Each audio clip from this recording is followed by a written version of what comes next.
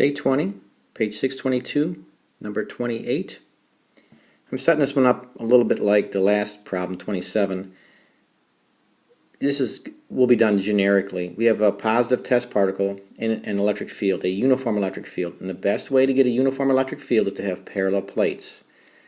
So these plates could be the ceiling and a floor, or a wall and a wall. They don't give any direction here. We don't care about that. We're just looking for a generic symbolic representation of the speed of the particle in terms of time. So, but it could be two walls like the previous problem, where the electric field, this is all conventional now, we have a positive charge. The electric field is always from positive plate to negative plate. You wouldn't necessarily have to draw the field, but I will just make a quick sketch. It's a uniform field. This particle will accelerate because there will be a uniform force given by that equation. And I like to write the equation usually F equals EQ.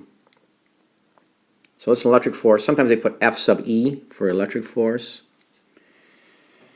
Alright, so the other thing that we have going for us, as I've been mentioning a few times, is F net equals MA. Now they're looking for the velocity of the particle with respect to time. Let's go to the F net equals MA. We also know, well, this is going to be the only force acting on it. We're ignoring gravitational effects or anything else right now. F net is the electrical force. We also know that acceleration, or we can go to the uniform acceleration equations, or just the definition of acceleration. The acceleration is defined as, going back to the definition, delta V over t. In other words, V sub F minus V sub I over t.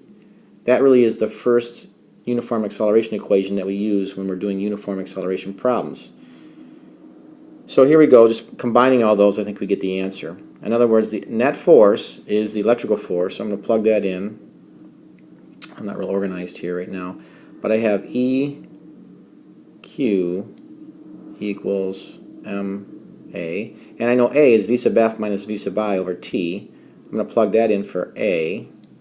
So symbolically I get EQ equals M times V sub F minus V sub I over T.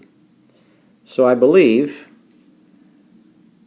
V sub I tells you the particle starts from rest. So V sub I is going to be 0. That will drop out.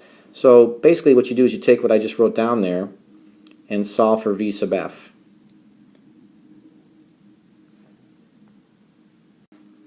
One more note on this problem. You will have E in the answer because it's given. The electric field is given it. So the answer will have E, M, Q, and T. So that would be V in terms of T and the other known quantities M and Q and the electric field strength, capital E.